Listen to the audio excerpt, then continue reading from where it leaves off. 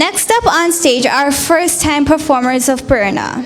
For all of them, this is the first time performing classical dance.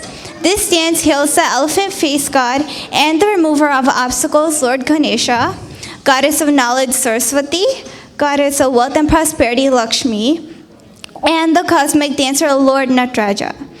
Presenting Aruna Chandra's choreography to slokam set in Hamsa Dwani, Saraswati, Kalyani, and Brindavani ragams are Bindu, Deepti, Jasanya, Lalita, Maya, Namita, Srividya, Tara, and Vakula.